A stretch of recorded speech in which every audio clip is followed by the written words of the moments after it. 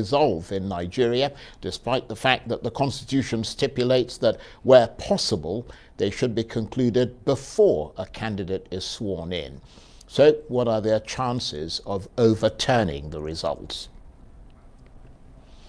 Well, for more on this, I'm joined now in the studio by the vice presidential candidate of the Labour Party, Yusuf Datti Baba-Ahmed. We've also given an invitation to the APC for them to come in and respond to this interview tonight if they so wish. Thank you very much indeed for coming in.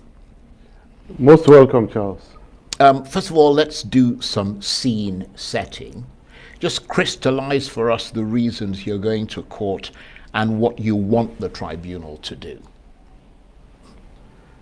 The election petition is a matter for professionals, lawyers, and by our standard and general attitude, we allow the best to do justice to those questions.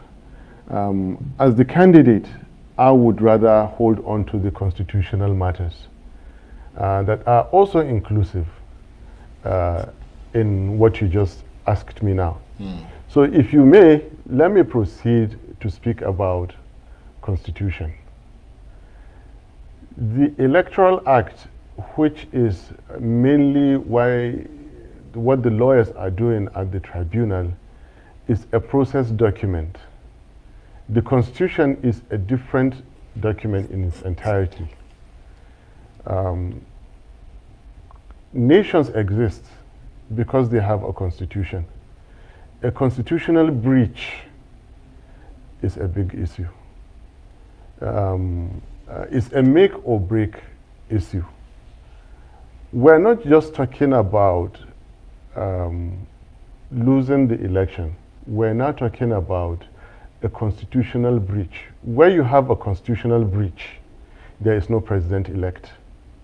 I beg to say, by the standard meaning of Section 134, there is the clear interpretation of 134, and there is the INEC interpretation of 134. Now, I'm going to hold on to that. I'll stick to that, and I'll deliver victory on that. By that, I dare tell you, with all humility, we do not have a president-elect in Nigeria today.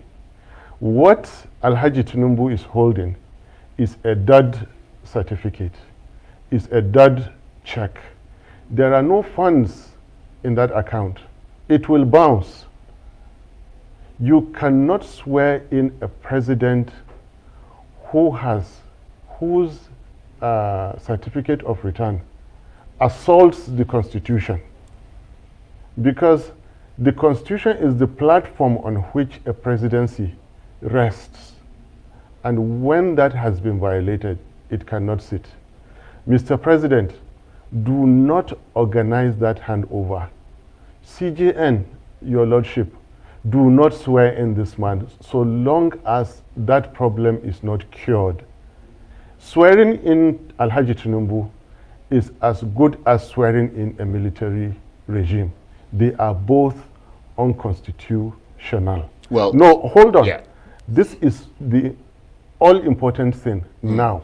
But let me just make a quick disclaimer before you do. Because he will be sworn in unless the courts find in agreement with what you're saying. So listen, right? Let them swear him in for not 4 years, for 100 years. He will remain an unconstitutionally sworn in president. That's the point I'm making. Even if they swear him in, it is unconstitutional. That is our comfort, and that is our agitation at the same point. To save Nigeria, you have to cure that problem.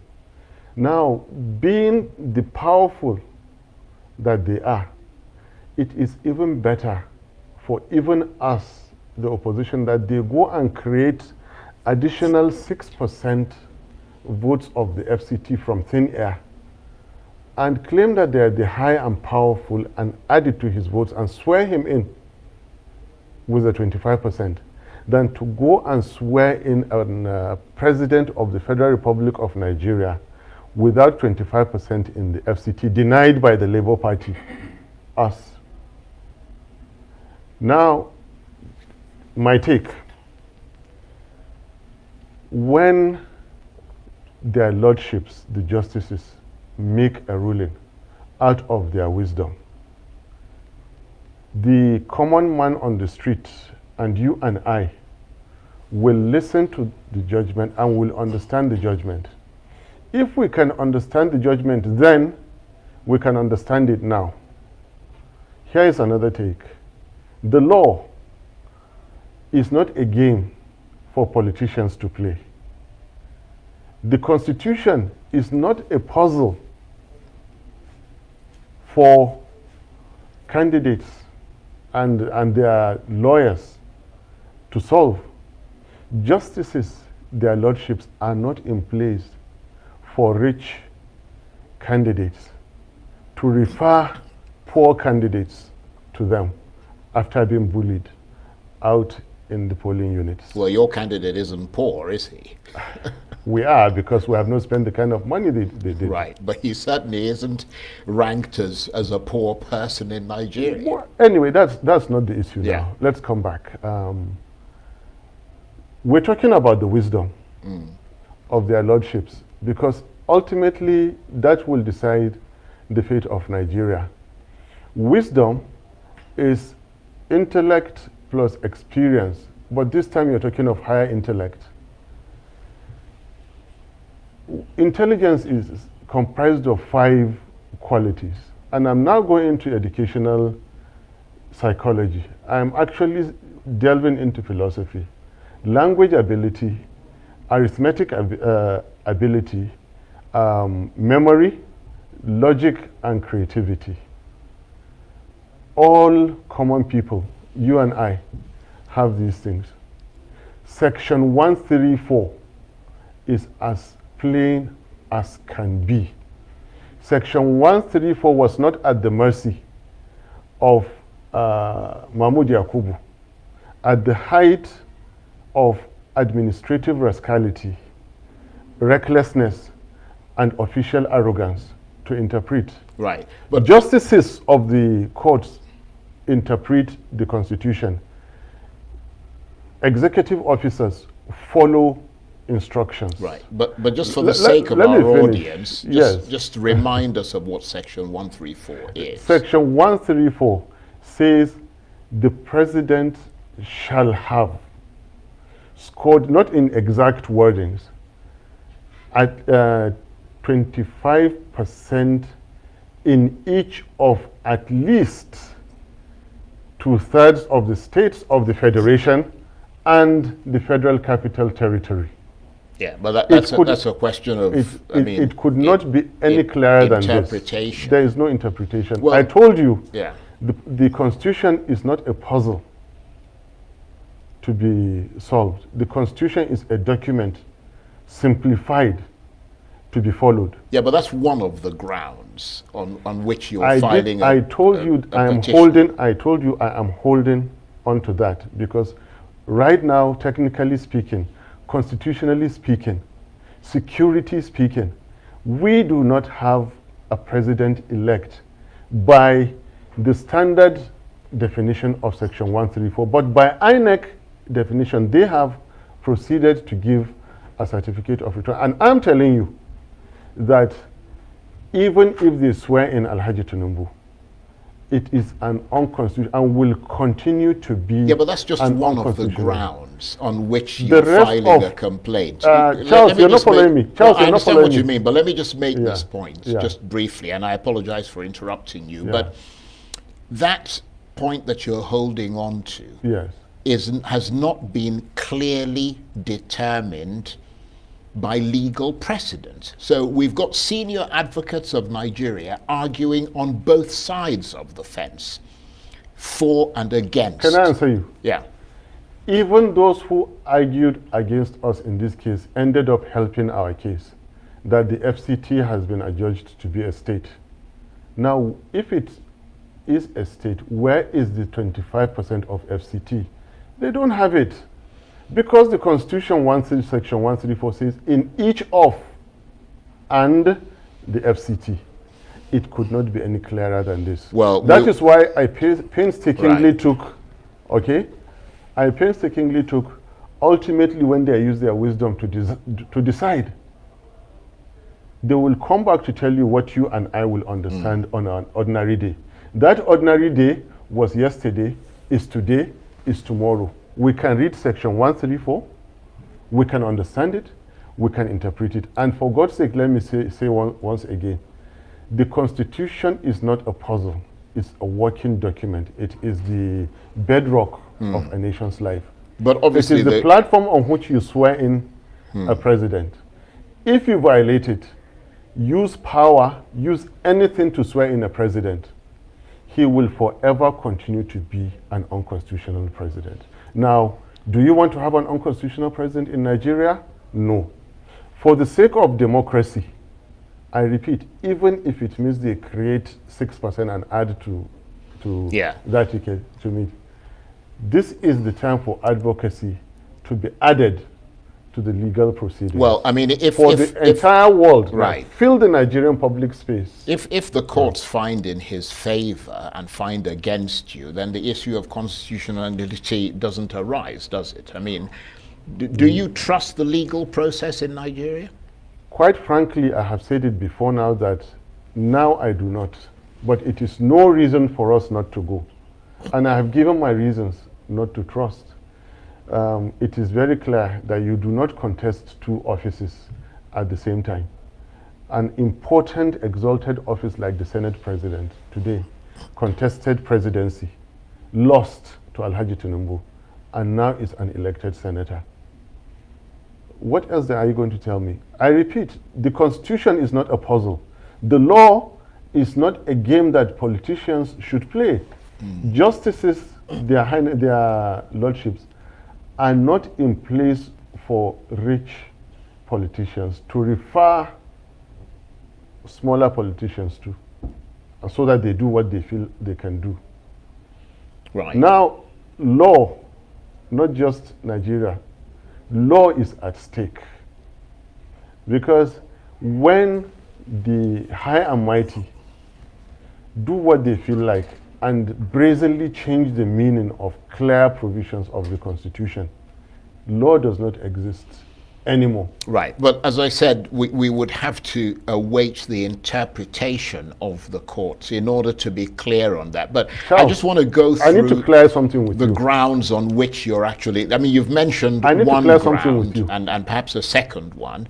But I mean, we've heard that your petition argues that Mr. Tinubu should not have been eligible to run for the office of president. On what basis do you say that? You would have heard about the organized private sector. There is the world of organized crime. And organized crime is dangerous. Organized crime actually is danger itself. And let me go back a bit in history. Not Nigerian history. There were, you insisted in asking this question, so you should bear the brunt of the answers. In the America's 1930s, the people like Ben Siegel. In the 80s, that drug lord who threw a justice from the helicopter. And now you have El Chapo, who can always get himself out of prison. Anything that has to do with drugs is nightmare to a nation. Right. So that's one of the yes. That's one of the grounds on That's which you're you filing. asked for it. Let me answer No, you. Don't sure. run away. Don't run away, I'm Charles. not running You away. asked. I'm You asked. simply trying to find the grounds. I'm not trying to. You I'm not asked. trying to indict anybody. You can't I just want the You grounds. can't stop me. So that's You so asked. that's one of the grounds. We have to be careful what we say because it's in court in any case now. So, but what I'm curious to know is that, I mean, people expected perhaps, I mean, I've looked at your petition. I mean, I've scanned through it. I haven't read every single word. It's more than 100. Well, you need to so read it's it. about 100 pages long, and it was sent to me fairly late this evening. But I'm wondering how challenging and daunting it has been for you collecting evidence from the 176,000 polling units and more sort of, I mean, lots of collation centers across the country, because people were expecting that that would form a significant part of your petition, that you would present evidence of manipulation, of fraud, of intimidation, of things that happened in those polling units as a way to strengthen your case. But I'm not seeing that in your petition. We hit them where they don't expect. We didn't ask them to read elections. We didn't ask them. There are many things. In fact, we've been very, very kind on these people. We've been very, very gentle with them. Look, all of us can account for our political opponents. Ask other elected people or elect to declare, to account for their political opponents. Ngige is alive. In my own case, all of them from McAfee that I have faced and defeated, they are all alive. Other people elect cannot tell you the same. In Lagos, in Borno State, they can't tell you this. We're talking about danger. So we on our own part have been careful in saying, but you asked the question, somebody, some gentleman forfeited $460,000 in order not to go to prison, and now is a president-elect somewhere having assaulted the Constitution. Well, yes, we will put it in our petition. Well, it is in your petition. It is. I mean, I saw like I told you, saw the petition. We never expected them to behave the way they did, so we will hit them where they don't expect to be hit. What if you go all the way to the Supreme Court and your case is thrown out? What then? We are mortal beings. We are ordinary citizens. We never claim to be high and mighty. It has happened before. We just take it. Remember, Nigerians contested through Peter Obi and me. It is not Peter Obi and me contesting, it is Nigerians. So, well, Nigerians' obedience, we did our best. They are more powerful than us. Nigeria is a speck of dust. Sorry, the whole world is a speck of dust. Nigeria is a stain on that speck of dust in Almighty God's creations. God will do with Nigeria what he feels like. Put it in the hand of drug lords, put it in the hand of murderers, put it in the hand of businessmen, educationists. God Almighty will decide that. So I am not bothered.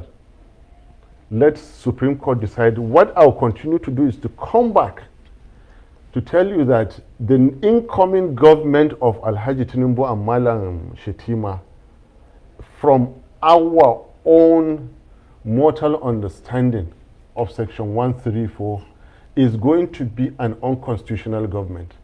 Swearing in that government is as good as swearing in the Nigerian army.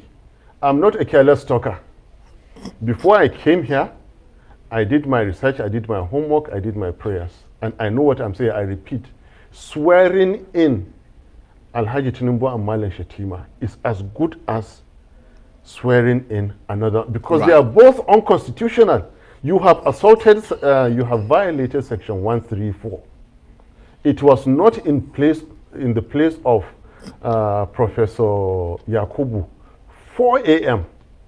to go and declare and interpret what clearly the Constitution, which is not a puzzle, right. Well, what a about working document. Right. I keep saying that. What about the process of this election? Because that's something that's contained in your petition as well. The Electoral Commission, INEC, has acknowledged that there were major technical hitches which affected the upload of the election results on its server, but they're not admitting to guilt or wrongdoing. That's just technical hitches. I mean, how are you approaching that?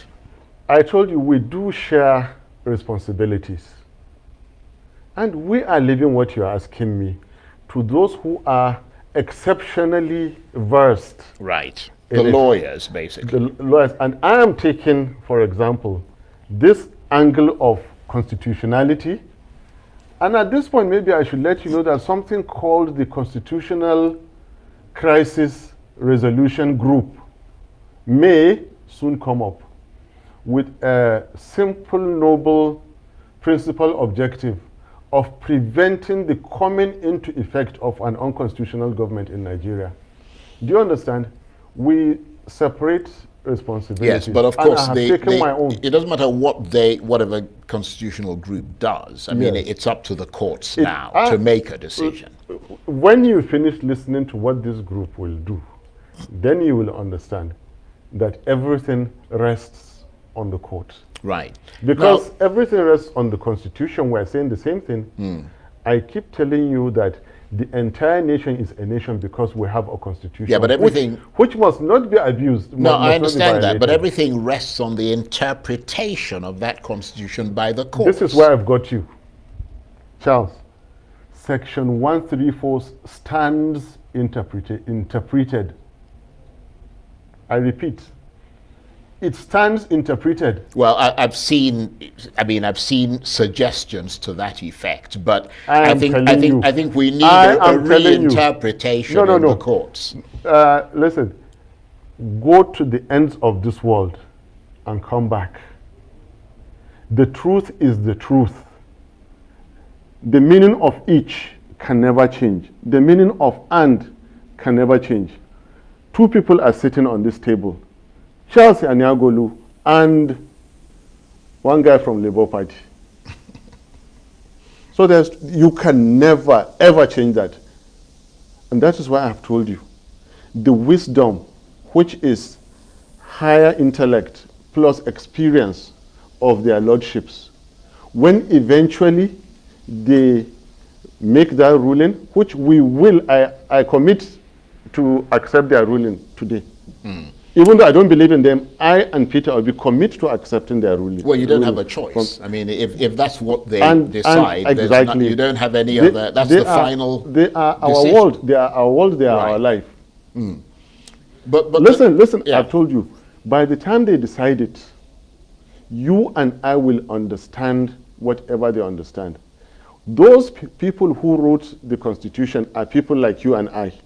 They speak the same English you and I wrote the GCE O levels for. And I dare to tell you again that Section 134 and all other allied and related sections are already interpreted. They are to be followed. They are not a puzzle, I keep telling you, for anybody to play with. Well, we'll have to again wait and see. The Nigerian what the courts Constitution decide. has been violated by INEC. Right. But the decision... The Nigerian Constitution has been violated by one reckless chairman you've made that of point INEC. emphatically. I have, and this has to be... This is what Nigeria is about now. Right. I want to ask you this in the last minute that we've got. Yes. The decision of the tribunal, which should come within 180 days, is of course not final, and this could go, as we said, all the way to the Supreme Court for a conclusive verdict. So it could take upwards of a year, perhaps even longer. But you say you've got the stomach for that. We do. We do have a stomach. We do have the attitude for, in fact, ensuring most of all, which is exactly why I'm here today, that an unconstitutional government must never be sworn in. Tinubu Shetima must never ever be sworn in because of the violation of the Constitution. So we're not talking of 1 year.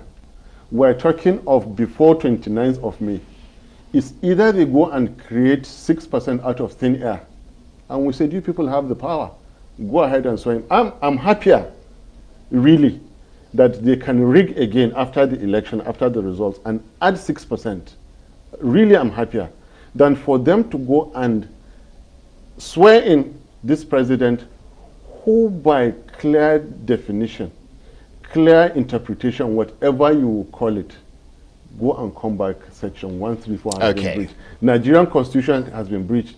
If you swear in a president whose certificate breaches the Constitution, it is null and void. Even when he is in power, it is null and void. Right. Okay. Even if he lasts the 4 years, it is null and void. 40 years after his 8 years, it was null and void. Okay. This is what we're saying must not happen. You cannot bring in, right. You cannot you've made that point, Mr. An unconstitutional right. You've made that point to Nigeria. Yusuf we will continue to make that point. Yeah, you have made that point. It, yes. And Yusuf Datti Baba-Ahmed, I want to thank you very much indeed for coming in. And he is, of course, the vice presidential candidate of the Labour Party. And let me